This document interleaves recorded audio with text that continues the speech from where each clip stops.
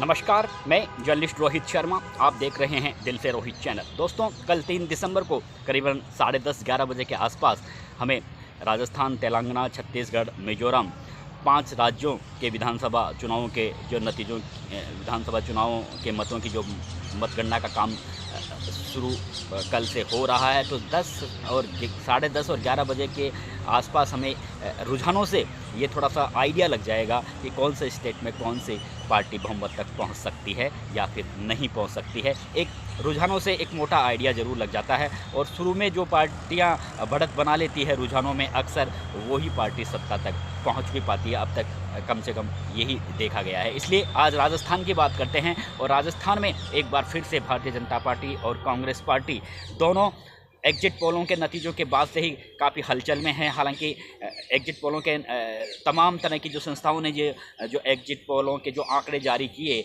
उसमें भारतीय जनता पार्टी का पलड़ा थोड़ा भारी है। लेकिन कांग्रेस पार्टी, एक्सेस माई इंडिया और चाणक्य जो ग्रुप है उसकी ओर से जिस तरह से आंकड़े जारी किए गए, उसमें कांग्रेस पार्टी को भी बहुमत मिलने की बात कही है। तो इसलिए कांग्रेस पार्टी भी को भी कमतर नहीं आंका जाना चाहिए। और यही वजह है कि कल दिन भर मुख्यमंत्री अशोक गहलोत ने विधानसभा चुनावों के जो कांग्रेस पार्टी के प्रत्याशी थे वे तमाम उनके आवास पर गए हैं, उनसे मुलाकात की है। एक एक सीट के समीकरण का पता लगाया गया है।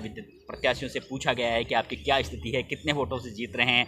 उन प्रत्याशियों के बारे में भी फीडबैक लिया गया है जो पार्टी से रूट कर जिन्होंने निर्दलीय चुनाव लड़ा है और जो ताकतवर हैं। और कुछ इसी तरह की जो समीक्षा भारतीय जनता पार्टी के रणनीतिकारों की ओर से भी की जा रही है। यानी दोनों ही दलों के रणनीतिकार उन कैंडिडेटों पर भी नज़र टिकाए हुए हैं, मजबूत कैंडिडेटों पर नज़र टिकाए हुए हैं जिन्होंने पार्टी से बगावत करके चुनाव लड़ा है। क्योंकि कांटे की टक्कर है दोनों ही पार्टियों की जो स्थितियां सामने आई है एग्जिट पोलों से। इसलिए कोई लहर सी नहीं है राजस्थान में कि भारतीय जनता पार्टी को एक बहुत बड़ी बढ़त मिल रही है, बहुत बड़ी सीटें मिल रही हैं या फिर कांग्रेस पार्टी को बड़ी सीटें मिल रही हैं। निर्दलीय काफ़ी अहम भूमिका निभा सकते हैं सरकार के गठन में। और इस मामले में राजस्थान में मुख्यमंत्री अशोक गहलोत का कोई सानी नहीं है। 2008 और 2018 में वे अपनी राजनीतिक कुशलता का परिचय दिला चुके हैं। 2018 में भी उन्होंने जुगाड़ से सरकार बनाई थी और पूरे 5 साल सफलतापूर्वक उन्होंने पार्टी का संचालन किया था। 2018 में भी स्थितियाँ पेचीद, काफ़ी मुश्किलातों का उन्होंने सामना किया,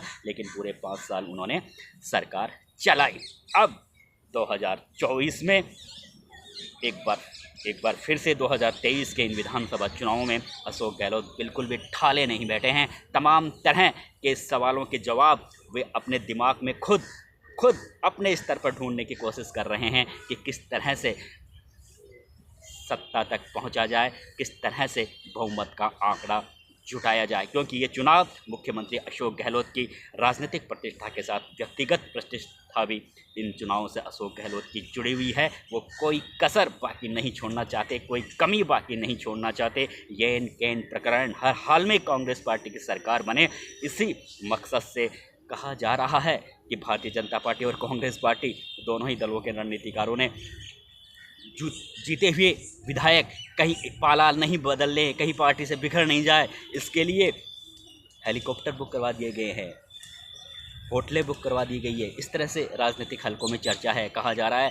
कि राजनीतिक हलकों में इस तरह की चर्चाएं हैं। इस तरह के कांग्रेस पार्टी के कुछ नेताओं से मेरी बातचीत हुई है तो कहा गया है कि कांग्रेस पार्टी के जीते हुए विधायकों को कर्नाटक भेजा जा सकता है। भारतीय जनता पार्टी के जीते हुए विधायक को भारतीय जनता पार्टी के रणनीतिकार या तो गुजरात भेजेंगे या फिर हरियाणा भेजेंगे। क्योंकि काफ़ी मशक्क़त दोनों ही पार्टियों की ओर से हो रही है और दोनों ही पार्टियां एक दूसरे के विधायकों पर डाका डालने हैं कि प्रयासों में भी कोई कसर बाकी नहीं छोड़ेंगे। लेकिन यहाँ पर सबसे बड़ी दिक्कत, आपने देखा होगा कि पहले अशोक गहलोत राज्यपाल से मिलकर आते हैं और उसके बाद में पूर्व मुख्यमंत्री वसुंधरा राजे 2 बार मुख्यमंत्री रह चुकी राजस्थान की, वे भी राज्यपाल से मिलकर आई हैं। तो वसुंधरा राजे का राज्यपाल से जाकर मिलना एक बार फिर से राजनीतिक हलकों में चर्चा है कि दिल्ली से कहीं पार्टी के बड़े लीडरों का कोई मैसेज आया है और उस मैसेज की अनुपालना में ही वसुंधरा राजे राज्यपाल से मिलकर आई हैं। तो एक बार फिर से भारतीय जनता पार्टी में चर्चाओं के बाजार और राजनीतिक हलकों में चर्चाओं के बाजार गर्म हो गए हैं कि अगर भारतीय जनता पार्टी को बहुमत मिलता है तो वसुंधरा राजे को एक बार फिर से मौका दिया जा सकता है। अगर वसुंधरा राजे को भारतीय जनता पार्टी मौका देती है, बहुमत मिलता है, तो स्थिति बिल्कुल कहीं भी किसी भी तरह का, क्योंकि वसुंधरा राजे भी एक कुशल राजनीति विशेषज्ञ मानी जाती हैं और उन्होंने 2 बार शासन की बागडोर संभाली हुई हैं। पार्टियों के विधायकों को किस तरह से एकजुट करना है, ये वे इस काम में वे काफ़ी माहिर हैं। लेकिन अगर भारतीय जनता पार्टी ने वसुंधरा राजे को मुख्यमंत्री के चयन के रूप में, अगर भारतीय जनता पार्टी को कुछ बहुमत का आंकड़ा मिलता है, ज़्यादा 105, 106, 102 इस तरह का आंकड़ा मिलता है, और वसुंधरा राजे को अगर भारतीय जनता पार्टी सीएम के चयन के रूप में अगर उनका चयन नहीं करती है, तो फिर यहाँ पर दिक्कतें भारतीय जनता पार्टी के लिए काफ़ी बढ़ सकती है, क्योंकि कई प्रत्याशी ऐसे हैं जो वसुंधरा राजे के काफ़ी समर्थक हैं और राजे के प्रयासों से ही उन्हें टिकट मिला है। इसलिए आप सबको पता है कि वसुंधरा राजे और मुख्यमंत्री अशोक गहलोत के बीच राजनीतिक मित्रता की खबरें भी आपने मीडिया में खूब पढ़ी होगी। इसलिए ऐसा अंदेशा है कि अगर वसुंधरा राजे को भारतीय जनता पार्टी ने सीएम के रूप में चयन नहीं किया, तो कहीं ना कहीं इसका बेनिफिट अशोक गहलोत उठा सकते हैं और वे बहुमत का जुगाड़ बिठा सकते हैं उन विधायकों से जो विधायक भाजपा के टिकट पर जीते हुए हैं, लेकिन जिन्हें वसुंधरा राजे का आशीर्वाद मिला हुआ है। तो कहीं ना कहीं इस स्थिति में भारतीय जनता पार्टी के चाणक्य अमित शाह के लिए यहाँ पर राजस्थान में काफ़ी मुश्किलें खड़ी हो सकती है। अगर वे वसुंधरा राजे को मुख्यमंत्री के रूप में चयन नहीं करते हैं, तो यहाँ पर बाजी अशोक गहलोत मार सकते हैं। तो इन तमाम तरह की जो स्थितियां सामने आई है, उन स्थितियों को देखते हुए ये कह सकते हैं कि राजस्थान में इस बार चुनाव के नतीजे भी काफ़ी रोचक आएंगे और राज तिलक से पहले एक बहुत बड़ा घमासान हमें राजस्थान में देखने को मिल सकता है, क्योंकि राजस्थान में लहर किसी भी पार्टी की नहीं है, ना बीजेपी की ना कांग्रेस की।